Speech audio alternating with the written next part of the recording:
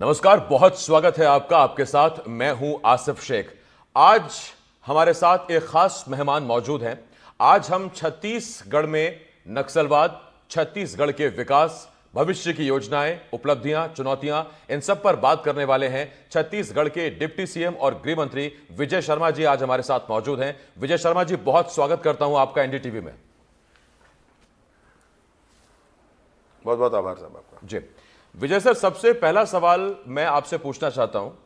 एक वक्त था जब छत्तीसगढ़ की पहचान इस बात से हुआ करती थी कि वो नक्सलवाद प्रभावित है, वहां नक्सलवाद बहुत ज्यादा हावी है। इस चर्चा में नक्सलवाद से जुड़े तमाम मैं आपसे सवाल पूछूंगा, लेकिन पहले कुछ आंकड़े हम अपने दर्शकों को बताना चाहते हैं। हाल ही में सदन में जब नक्सलवाद और माओवाद उग्रवाद को लेकर जब कुछ सवाल पूछे गए, तो उसमें केंद्रीय गृह राज्य मंत्री की तरफ से कुछ आंकड़े दिए गए। आंकड़े बताते हैं कि नक्सलवाद की घटनाओं में 73% की कमी आई है। नक्सल घटनाओं में जान होने वाली मौतों में करीब करीब 86% की कमी आई है। और जो देश में 126 जिले 10 राज्यों के नक्सलवाद से पीड़ित थे, वो अब 9 राज्यों के 38 जिलों तक सीमित हो गए हैं। तो सर, मेरा आपसे सवाल यह है कि नक्सलवाद और नक्सलवाद की घटनाओं में आई इस कमी के पीछे आप सबसे बड़ी वजह छत्तीसगढ़ में क्या मानते हैं सर? सरकार का दृढ़ संकल्प होना ये सबसे बड़ी वजह होती है। सरकार का संकल्प बड़ा होता है। विगत सरकार की ढुलमुल नीतियां थीं, इस पर स्पष्टता नहीं थी और इसलिए कार्यों में भी स्पष्टता नहीं थी। वर्तमान सरकार में केंद्रीय गृह मंत्री जी का भी बड़ा संकल्प है और माननीय विष्णुदेव साय जी का भी स्पष्ट मार्गनिर्देशन इस पर है और इसलिए सरकार का संकल्प स्पष्ट होता है तो काम भी आगे बढ़ता है। जितनी रफ्तार से यह काम हो रहा है नक्सल के खिलाफ, क्या सरकार बनने से पहले कोई ब्लूप्रिंट तैयार था छत्तीसगढ़ बीजेपी का कि सरकार में आते हैं तो उसके बाद फिर इस तरह से नक्सलवाद से मुकाबला किया जाएगा? ब्लूप्रिंट जनता के पास तैयार था, ब्लूप्रिंट प्रशासन के पास तैयार था। बात इंप्लीमेंटेशन की थी। आज जनता भी तैयार है, प्रशासन भी तैयार है और शासन तो सर के बल तैयार है। तो स्पष्टता तो आनी ही है इसमें। जब 2014 से पहले के नक्सल के आंकड़े और 2014 के बाद के नक्सल आंकड़ों की तुलना की जाती है, तो ये दिखता है आंकड़ों में, जैसा केंद्र सरकार के जो आंकड़े हैं, कि घटनाओं में कमी आई है, जैसा मैंने आपको पहले भी बताया और जो आंकड़े दिए। क्या डबल इंजन की सरकार का 2023 के बाद से फायदा हुआ है? विचारधारा जब मिली तो फिर उसका फायदा हुआ? चाहे देश में आतंकवाद का विषय हो, जी, चाहे नॉर्थ ईस्ट में इंसर्जेंसी की बात हो या जम्मू कश्मीर में अलगाववाद की बात हो, भाजपा के सरकारों की नीतियां बहुत स्पष्ट रही हैं। देश की एकता, देश की अखंडता, सुदृढ़ व्यवस्था, ये बहुत स्पष्ट भाव से हम लोगों ने काम किया। किसी आतंकवादी को घर में बिठाकर किसी राजकीय नेता ने बिरयानी नहीं खिलाई और इसलिए बहुत स्पष्ट हो गया सबको कि करना क्या है, कैसे काम किया जा सकता है।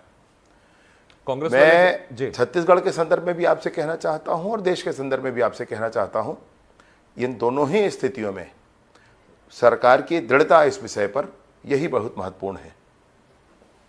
डिप्टी सीएम साहब, एक सवाल ये भी है कि हाल ही में हमने देखा कि नक्सलवाद पीड़ित लोग दिल्ली आए और दुनिया के सामने उन्होंने मीडिया के जरिए से दिल्ली आकर उन्होंने अपना दर्द बताया, दंश बताया कि नक्सल हिंसा से उन्होंने क्या कुछ खोया है।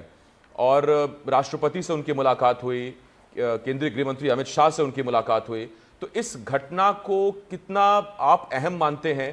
क्योंकि मुझे याद आता है शायद पहली दफा ऐसा है कि इतनी बड़ी तादाद में नक्सल पीड़ित राष्ट्रीय राजधानी आए और उन्होंने अपना दर्द पूरी दुनिया के सामने रखा। अब आप ये सोचें साहब कि कॉन्स्टिट्यूशन क्लब ऑफ इंडिया में नक्सल पीड़ित बैठे हों और सामने दुनिया के स्तर की सारी मीडिया हो, सारी मीडिया उनसे बात करे। और ऐसा प्रेस कॉन्फ्रेंस दुनिया में कब हुआ होगा कि जिसमें पीड़ित स्वयं जंगल से निकलकर दिल्ली पहुंचे और मीडिया से मुखातिब हो जाएं? ऐसा कब हुआ होगा? आपसे निवेदन पूर्वक कहना चाहता हूं कि राष्ट्रपति जी से उनकी मुलाकात, माननीय केंद्रीय गृह मंत्री जी से मुलाकात, विभिन्न चैनलों में उनकर जाना, साथ ही साथ वो ऐसे वकीलों के यहाँ भी गए, ऐसे समाज सेवी जो अपने आप को कहते हैं उनके घर पर भी जाकर होकर आए, जो कि बस्तर में शांति की स्थापना के हर प्रयासों को विफल करना चाहते हैं। वो चाहते हैं कि किसी ऐसी ताकत का वहां पर राज बना रहे जो पूरे बस्तर क्षेत्र को अशांत करना चाहता है। ऐसे सारे लोगों के घर जाकर वो मिलकर आए हैं, उन्होंने ज्ञापन सौंपा है, जंतर मंतर में आधे घंटे का धरना दिया है। मैं तो आश्चर्यचकित हूं सबको देखकर। वो जो बस्तर शांति समिति है, मैं उनके व्यवस्थापकों को हृदय से आभार व्यक्त करता हूं। मैं उनको कभी मिलेंगे तो सम्मान भी उनका जरूर अपनी तरफ से करूंगा। सम्मान आपने भी किया था जब लौटे वो दिल्ली से। बस्तर का ये दर्द कभी निकल कर ही नहीं आ पाया था। बस्तर का ये दर्द कभी निकल कर ही नहीं आ पाया था। कहीं दिल्ली से कोई ऐसा व्यक्ति आ जाता था जो ये बताने लगता था कि बस्तर के गांवों में देखो किस तरीके से पुलिस मार रही है। अरे पुलिस क्यों मारेगी भाई? पुलिस क्यों मारेगी किसी को? और पुलिस मार रही है ये कह देना, इसका क्या अर्थ हो जाता है? बस भ्रम फैलाना है, यूएनओ में जाकर भ्रम फैलाना है, दिल्ली में भ्रम फैला करके रखना है सबके बीच में। बस्तर के नौजवानों को अभी हमने लेकर के हम लोग यहाँ आए थे राजधानी रायपुर में, विधानसभा घुमाया, सब जगह घुमाया। आपको आश्चर्य होगा, 25 साल का लड़का, उसने कभी टीवी नहीं देखा था। 25 साल का लड़का टीवी नहीं देखा था, कभी रायपुर नहीं पहुंचा था। उसके गांव में पहले विद्युत कनेक्शन था, कट गया। उसके गांव में पहले स्कूल था, ब्लास्ट कर दिया गया। गांव में अस्पताल की व्यवस्था थी, खत्म कर दी गई व्यवस्था। मतलब किस युग में जाना चाहते हैं?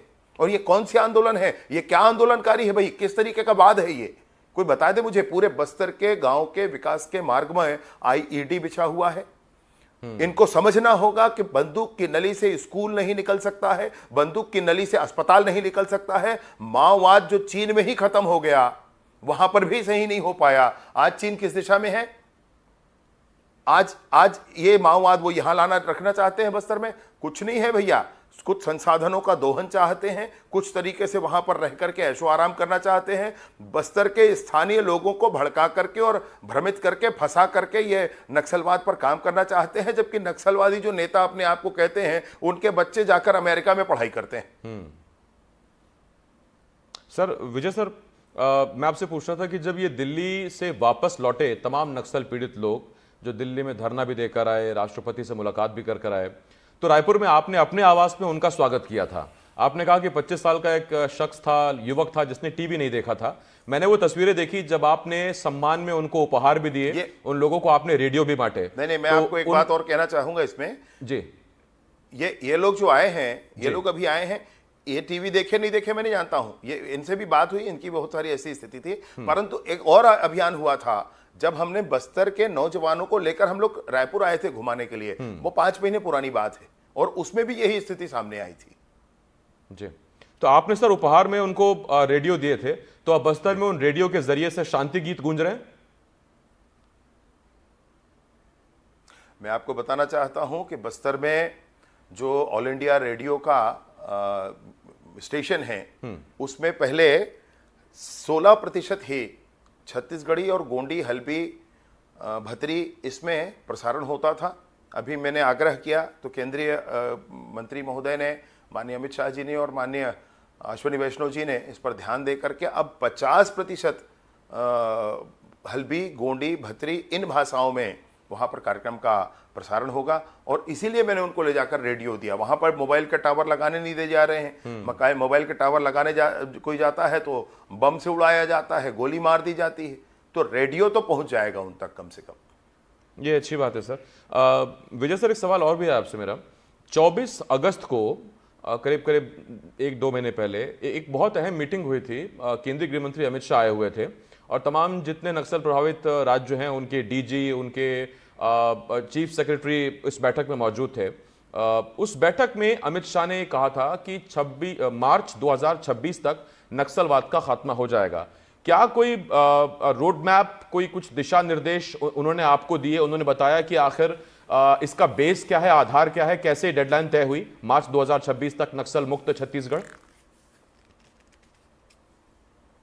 माननीय अमित शाह जी, जिन्होंने 370 खत्म करवा लिया जम्मू कश्मीर से, एक पत्थर नहीं चला, कोई खून की नदियां नहीं बही। आज जम्मू कश्मीर में चुनाव होने वाला है और जम्मू कश्मीर को पूर्ण राज्य का दर्जा भी चुनाव के बाद होने वाला है। नॉर्थ ईस्ट की इंसर्जेंसी कितनी भयानक थी हम सब जानते हैं, वो सब कुछ समाप्त हो गया। अगर अमित शाह जी छत्तीसगढ़ में आकर ये कह रहे हैं तो इसके पीछे कारण है, इसके पीछे योजना है, इसके पीछे पूरी बड़ी कार्यवाही की भी योजना है। सब कुछ करके पूर्ण नियंत्रण की स्थिति नियत समय तक पहुंचेगी। और आपको मैं ये भी कहना चाहता हूं कि आज जो हम कैंप लगा रहे हैं बहुत जल्दी वो रिसोर्ट बनकर दुनिया को लुभाने लग जाएंगे। कैंप से सर मुझे याद आया एक योजना है नियत नेलानार आपका अच्छा गांव। ये नियत नेलानार कितनी अहम भूमिका निभा रहा है जब आप नए शिविरों, शायद 13 या 14 नए शिविरों के आसपास आप विकास की गंगा बहा रहे हैं, तो उससे कितना फर्क गांव के युवकों, गांव के लोगों की विचारधारा में आ रहा है और नक्सलियों को उससे कितना नुकसान हो रहा है?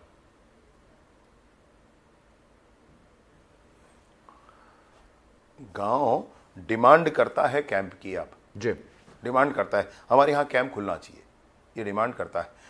एक कैंप के आसपास के सभी गांवों में सरकारी योजनाएं सैचुरेशन के लिमिट तक पहुंचे, इसके लिए काम किया जा रहा है। आंगनबाड़ी खोले जा रहे हैं, अस्पताल खोले जा रहे हैं, टावर लगाए जा रहे हैं, ये सारे काम वहां पर किए जा रहे हैं।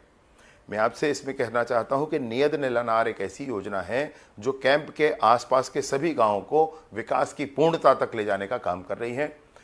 बहुत विशेष ये है कि अब गांव वाले कैंप खोलने की डिमांड करते हैं। किसी को नहीं चाहिए भाई वो दहशत जो वहां फैला कर रखा गया है, किसी को नहीं चाहिए। वहां पर घर वाले को चिंता होती है कि बेटा मेरा जवान हो रहा है, अब इसको ले जाएंगे नक्सली, बच्ची मेरी जवान हो रही है, इसको जबरदस्ती ले जाएंगे, संगठन में भर्ती करेंगे, जंगल में घुमाएंगे, बंदूक चलवाएंगे, हत्याएं उससे करवा देंगे और फिर अब वो फंस गया कहेंगे। तो सर, ऐसा सब कुछ किया जा रहा है, इसलिए लोग परेशान होते हैं, इसलिए लोग सोचते हैं भाई कैंप आ जाए, शांति से हमारा जीवन चले। नियत नेलानार में क्या विकास के लिए किसी तरह के कुछ और अतिरिक्त फंड की कुछ रणनीति है सर, ताकि विकास और रफ्तार से और ज्यादा विस्तृत इलाके में विकास किया जा सके? नहीं, नियत नेलानार तो कन्वर्जेंस है योजनाओं का ना, योजनाओं में फंड पहले ही है, नोडल अधिकारी उसके तय करके उन सारी योजनाओं को वहां पर लागू किया जा रहा है। एक योजना और है सर, लोन वर्राटू। घर लौट चलें, घर वापसी, तो लोन वर्राटू का स्वरूप आप अभी उसे ठीक पाते हैं या आपको लगता है कि लोन वर्राटू में भी अभी बहुत कुछ किया जाना बाकी है? और ये सवाल मैं आपसे इसलिए पूछ रहा हूं क्योंकि केंद्रीय गृह मंत्री अमित शाह ने कहा था कि सरेंडर पॉलिसी में कुछ बड़े बदलाव किए जाएंगे और जल्द ही एक नई सरेंडर पॉलिसी लाई जाएगी। तो क्या आप किसी नई सरेंडर पॉलिसी पर काम कर रहे हैं और उसकी घोषणा कब तक होगी? 15 अक्टूबर के आसपास इसकी थोड़ा आगे पीछे इसकी घोषणा हो जाएगी। 5 जिलों में पुनर्वास केंद्र बनाए जा रहे हैं जो स्किल डेवलपमेंट के भी काम होंगे। उन पुनर्वास केंद्रों में हमारे जो साथी बस्तर के हैं जिनको ज़बरदस्ती फंसा कर रखा गया है, जब वो आत्मसमर्पण कर देंगे तो उनके रहने की पूरी व्यवस्था होगी, स्किल डेवलपमेंट की व्यवस्था होगी और जो चीज़ें पुनर्वास नीति में अभी आपके सामने आएंगी वो सारी चीज़ों की फैसिलिटीज़ उनको, वो सारी बातों की फैसिलिटीज़ उनको उपलब्ध कराई जाएगी। तो ऐसे पुनर्वास केंद्र अब अनेक जिलों में ये प्रारंभ किया जा रहा है। माननीय मुख्यमंत्री जी इस योजना को पूरा ध्यान दे करके आगे बढ़वा चुके हैं और आने वाले समय में ही उनके करकमलों से ही इसका प्रारंभ होगा। विजय सर, एक सवाल मेरा आपसे ये कि अब से 4-5 महीने पहले छत्तीसगढ़ में एक ऐसी घटना हुई जो ऐतिहासिक थी और ये अपने आप में बहुत बड़ी कामयाबी सुरक्षा बलों के लिए थी। एक बड़ी मुठभेड़ में 29 नक्सलियों को मार गिराया गया और उसे बताया गया कि ये कोऑर्डिनेटेड कार्रवाई थी तमाम सुरक्षा एजेंसियों की, एक बहुत शानदार प्लान था जिसके तहत इस कार्रवाई को अंजाम दिया गया था। और अभी 3 से 4 दिन पहले हमने देखा कि बड़े नक्सली नाम जिन पे करीब करीब 49 लाख का इनाम था, रूपेश, जगदीश, सरिता, इन्हें भी ढेर कर दिया गया। तो क्या कुछ सुरक्षा बलों और की स्ट्रैटेजी बदली है सर, रणनीति बदली है? आपने कुछ निर्देश दिए हैं कि छोटे स्थानीय नक्सलियों के बजाय बड़े नक्सल कमांडर्स को टारगेट कीजिए?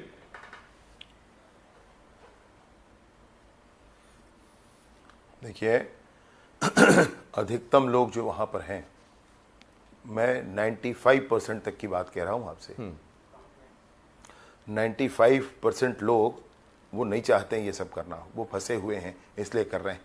पुनर्वास नीति के माध्यम से उनका आत्मसमर्पण होगा और वो सब मुख्य धारा में वापस आएंगे। एक गोली चलाकर किसी एक को भी मारने की बात सरकार के माध्यम से नहीं सोची जाती है।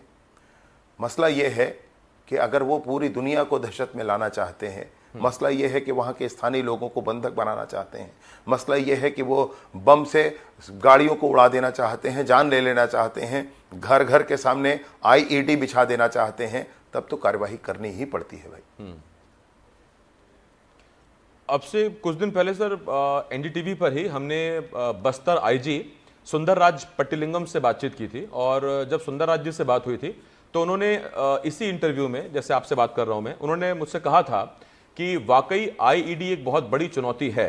तो तब जबकि आप नियत नेलानार में विकास कर रहे हैं, आप स्कूल बना रहे हैं, आप टावर लगा रहे हैं, और उधर एक आईईडी का खतरा है जो जवानों के लिए तो खतरा है ही, इसके साथ साथ विकास पर भी विस्फोट से नक्सली हमला करते हैं। इस चुनौती से कैसे निपटेंगे सर?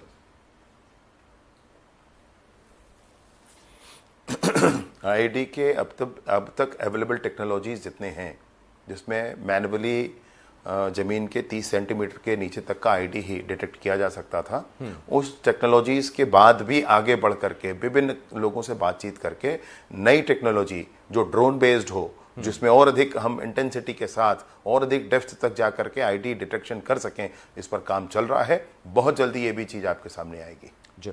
एक नक्सलवाद को लेकर सवाल और पूछूंगा मैं आपसे, फिर मुझे कुछ और सवाल भी पूछने हैं सर आपसे। माड़ बचाओ अभियान की शुरुआत हुई है, और इसमें अबूझमाड़ और आसपास के इलाके की संस्कृति, विरासत और उसकी पहचान, विचारधारा को बचाने की सरकार कोशिश कर रही है। तो माड़ बचाओ अभियान लाने का मकसद क्या था, और इसमें अब तक आपको कहां तक कामयाबी मिली है?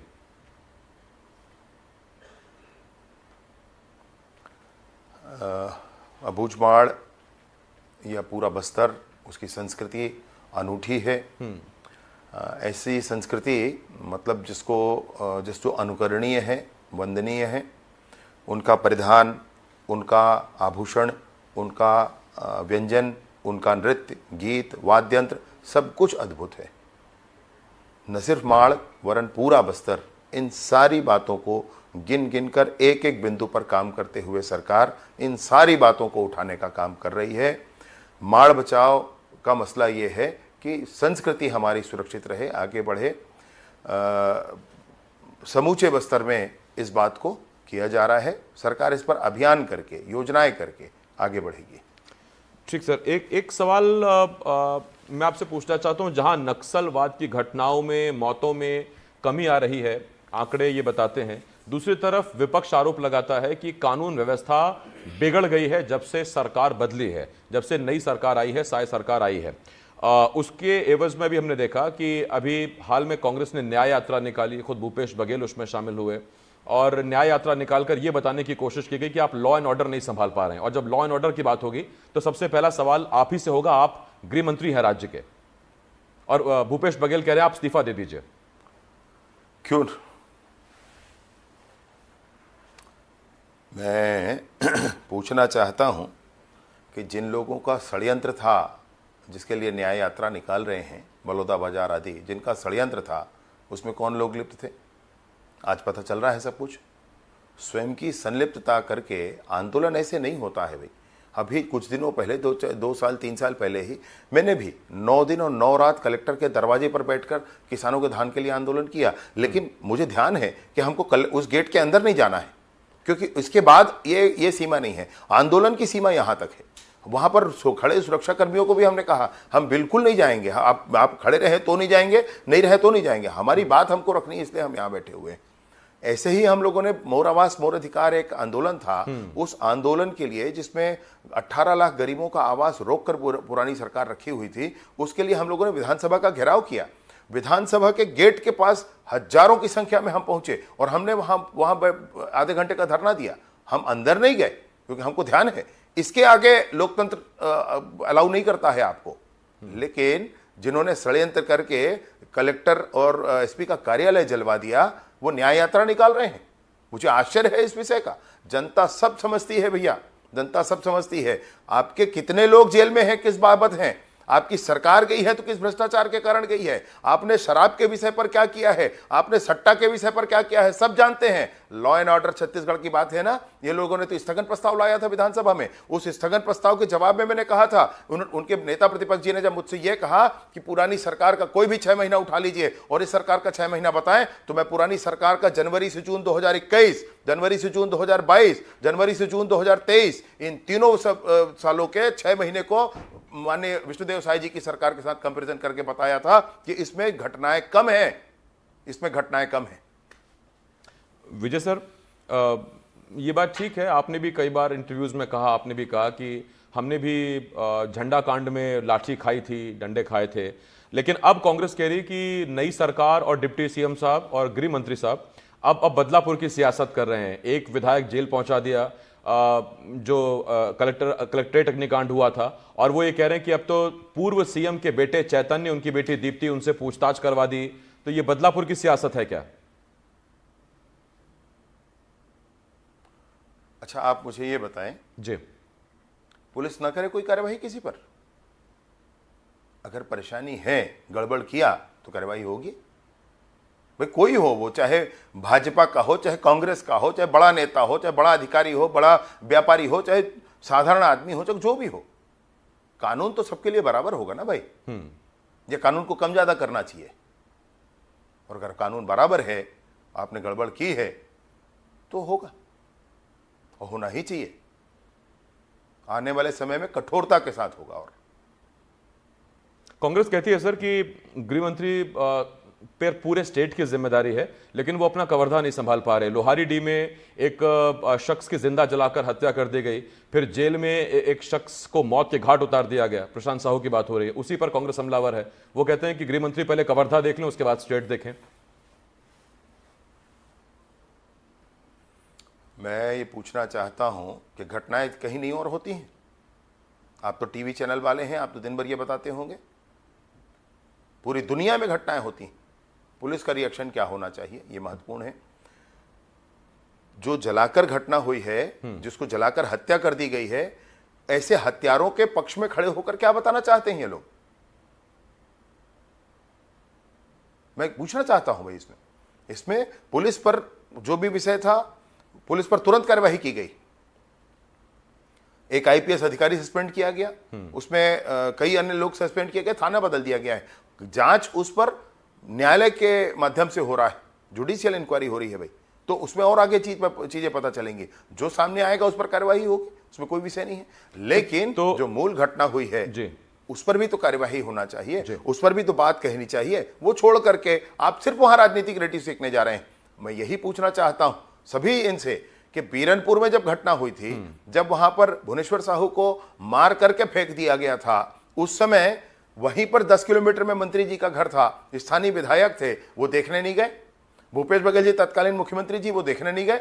हमारे कवर्धा में जाने कितनों को लाठियां पड़ी थी, जाने कितनों को जेल पहुंचाया गया था, एक बार पूछने नहीं आए। अभी आप राजनीति करने जा रहे हैं। तो क्या वजह है कि हर बार जब आरोपियों को जेल में डाला गया, राजनीति करें तो ये समझ में आती है बात जी।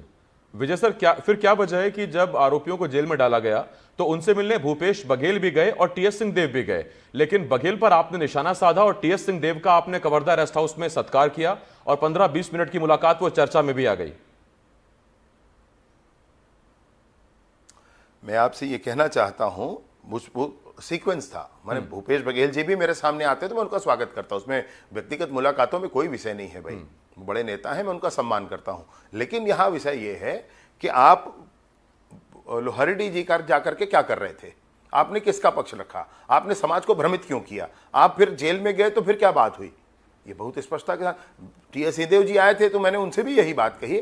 साथ ही साथ मैंने टीएस सिंहदेव जी से विशेष मुलाकात इसलिए भी की कि जब प्रधानमंत्री आवास को विगत सरकार ने रोक कर रखा था, अभी विष्णुदेव साय जी की सरकार में, माननीय नरेंद्र मोदी जी की सरकार में छत्तीसगढ़ के 9,37,000 लोगों को प्रधानमंत्री आवास दिया जा रहा है। तो इस आवाज को बुलंद करने वालों में एक नाम टीएस सिंहदेव जी का भी था। उन्होंने उस विभाग से इस्तीफा दे दिया था, ये कहते हुए कि मुख्यमंत्री भूपेश बघेल जी को मैंने बार बार कहा, परंतु वो प्रधानमंत्री आवास गरीबों को नहीं दे रहे हैं और इसलिए मैं इस्तीफा देता हूं। तो उन्होंने उस समय आवाज बुलंद की थी, उस समय उन्होंने अपनी आवाज इसमें गरीबों के साथ मिलाई थी।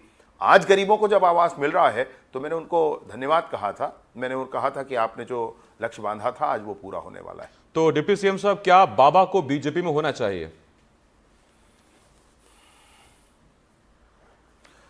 ये देखिए, ये सारी अपनी स्वेच्छाएं हैं, इसमें कोई विषय नहीं है। अपने अपने मनोभाव, अपनी अपनी धारणाएं हैं। भारतीय जनता पार्टी तो वो पार्टी है साहब जो देश और समाज के लिए काम करती है, बहुत स्पष्टता है इस विषय पर। और कांग्रेस वो पार्टी है जो जबरदस्ती राजनीति करती है, ये भी बहुत स्पष्ट बात है। अभी निर्णय अपना अपना है कि कैसा करेगा। एमसीए और एमएससी फिजिक्स छुट्टी दे दे तो ठीक है थोड़ा। और जी विजय सर, बस अब एक दो और सवाल है छोटे छोटे सर। जी। एमसीए और एमएससी फिजिक्स जी, करने जी। वाले विजय शर्मा के बारे में यह कहा गया कि डिप्टी सीएम का पद उन्हें इसलिए दिया गया क्योंकि कवर्धा में एक मजबूत कांग्रेसी मोहम्मद अकबर को उन्होंने पटकनी दी 40,000 वोटों से। यह कहा गया क्योंकि फायर ब्रांड नेता की छवि है, हिंदू नेता की छवि है, और ऐसे में छत्तीसगढ़ में जब धर्मांतरण के आरोप लगते हैं तो फिर मुद्दा गंभीर हो जाता है।